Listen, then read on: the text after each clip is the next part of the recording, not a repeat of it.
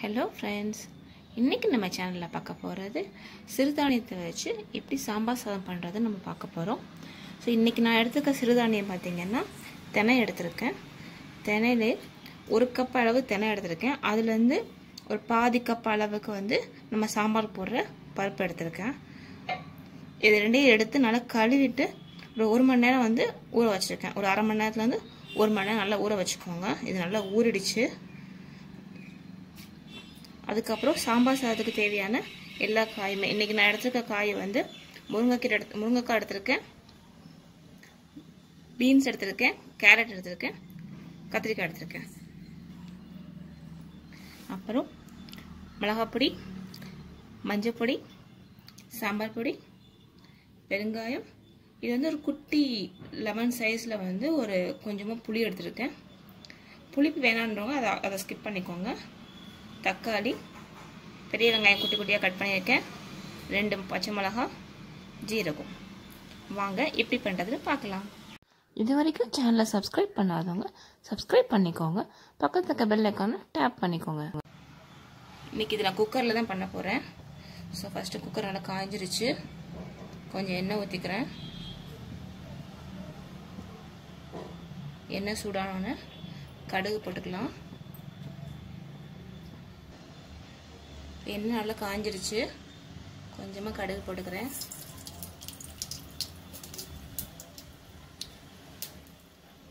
கடுகு நல்லா தாளிச்ச உடனே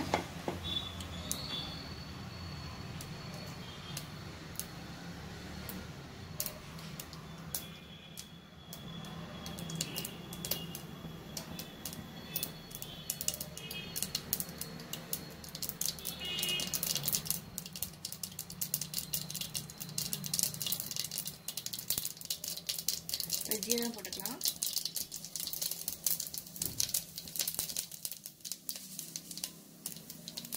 கொஞ்சமா வெந்தயம் ஆட் பண்ணிக்கோங்க. வெந்தயம் வந்து டேஸ்ட் நல்லா கொடுக்கும்.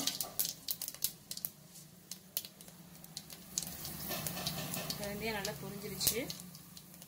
இப்போ 2 மிளகாய் போடுறேன்.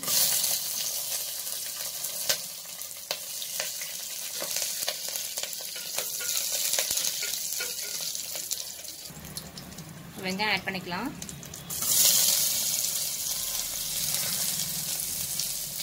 வெங்காயம் கொஞ்சம் நல்லா வதங்கட்டும். வெங்காயம் நல்லா வதங்கிடுச்சு. தக்காளி ஆட் பண்றேன்.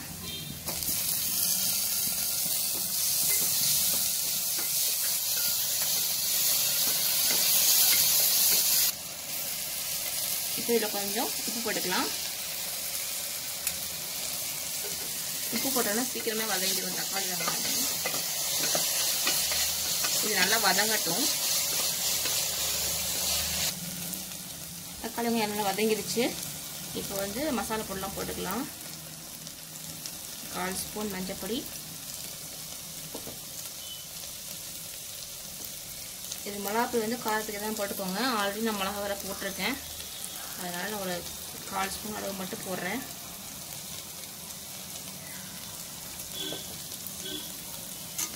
சாம்பார் பொடி வந்து நீங்கள் வீட்டில் எப்படி சாம்பார் யூஸ் பண்ணுறதுக்கு போடுவீங்களோ அந்த அளவு போட்டுக்கோங்க.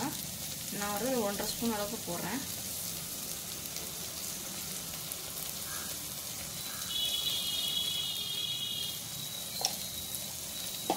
இது நல்லா வதங்கட்டும். பச்சை வாழை போடுற அளவுக்கு.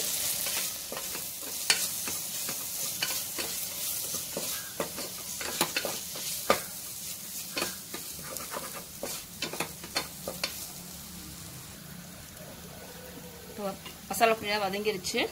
இப்போ எடுத்து வச்சு இந்த காய்கறி எல்லாத்தையும் ஆட் பண்ணிக்கலாம். உங்களுக்கு என்னென்ன காய் வேணுமோ எல்லா காயும் நீங்கள் போட்டுக்கோங்க. எந்த மாதிரி ஷேப்பில் கட் பண்ணணுமோ அதையும் போட்டுக்கோங்க.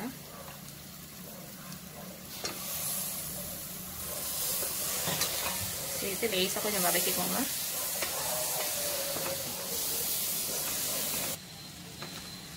காய் நல்லா மசாலாவோட மிக்ஸ் ஆகிடுச்சு. இப்போ வந்து நம்ம எடுத்து வச்சிருக்க புளியை வந்து கரைச்சிக்கலாம். இது ரொம்ப குட்டியான புளி தான் எடுத்துறேன். ரொம்ப கம்மியான அளவு தான் எடுத்துருக்கேன். இந்த புளி கரைச்சலை வந்து அதை ஊற்றிக்கலாம்.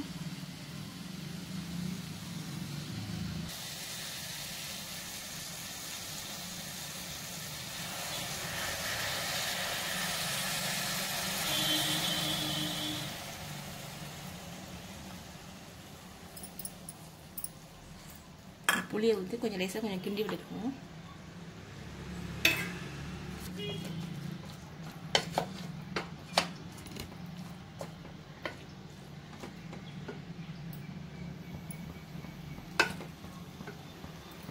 இப்போ இந்த ஸ்டேஜில் வந்து கொஞ்சமாக பெருங்காயம் போட்டுக்கோங்க. ஏன்னா பருப்பு யூஸ் பண்ணுறதுனால பெருங்காயம் போட்டால் நல்லது. நான் ஒரு இது போடுறேன்.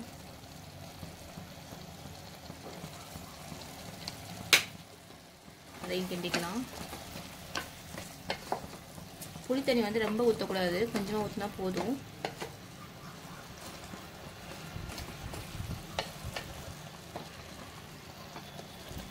புளி நல்லா கொதிக்கும் போதே நம்ம அரிசியும் பருப்பையும் போட்டுக்கலாம். இப்போ நான் எடுத்துக்க தென்னை அரிசி நல்லா ஊறி இருக்கு. 1 மணி நேரம் ஊற வச்சா நல்லா ஊறிடுச்சு. நான் வந்து 1 கப் அளவு எடுத்தேன். 1 கப்புக்கு வந்து 1/2 கப்பு வந்து பருப்பு எடுத்துருக்கேன். உங்களுக்கு வேணும்னா நீங்கள் 3/4 கப்பு எடுத்துக்கலாம். இது நல்லா கழுவிட்டு நல்லா ஊற வச்சுருக்கேன். ஸோ இப்போ இதை அப்படியே அதில் ஆட் பண்ண போகிறேன்.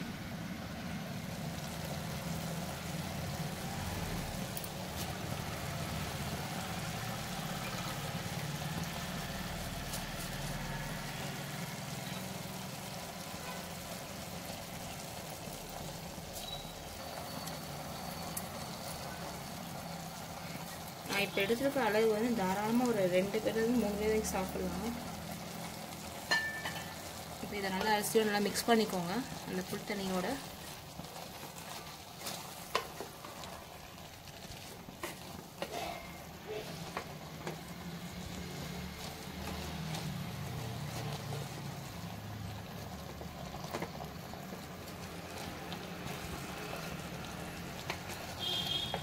இப்போ இந்த ஸ்டேஜில் வந்து நம்ம உப்பு ஆட் பண்ணிப்போம், தண்ணி ஆட் பண்ணிப்போம். உப்பு நம்ம ஆல்ரெடி ஆட் பண்ணிட்டோம், தண்ணி ஆட் பண்ணிக்கலாம். நான் இந்த கப் அளவுக்கு அரிசி எடுத்தேன். ஸோ இப்போ வந்து இதில் வந்து 5.5 அளவு வந்து தண்ணி ஊற்றணும்.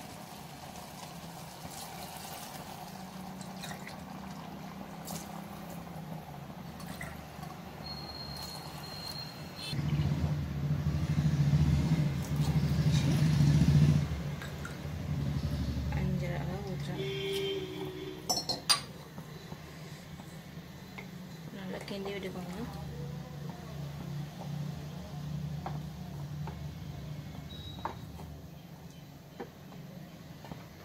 இது நல்லா கொதிக்கணும். இந்த ஸ்டேஜில் வந்து உப்பு செக் பண்ணிக்கோங்க.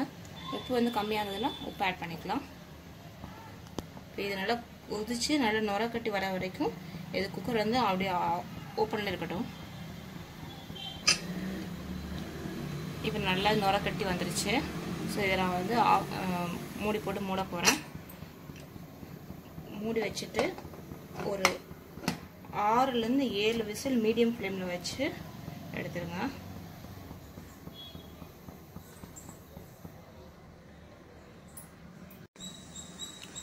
இப்போ வந்து நல்லா 6லேருந்து 7 விசில் வரைக்கும் வச்சாச்சு. விசிலும் வந்துருச்சு. நம்ம வந்து ஓப்பன் பண்ணி பார்த்துடலாம்.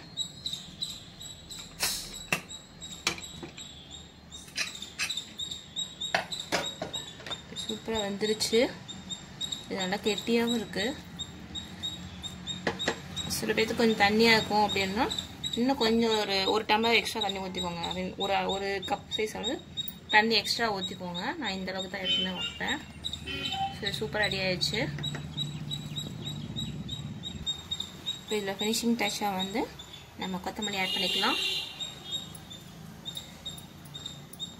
கொத்தமல்லி ஆட் பண்ணி நல்லா கலரி விட்டுக்கலாம். இதை கொஞ்சம் கீழே வச்சுக்கிறேன்.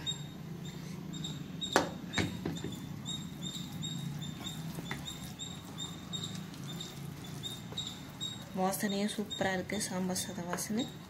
இதில் வந்து உங்களுக்கு நெய்னா கொஞ்சம் நெய் ஆட் பண்ணிக்கோங்க.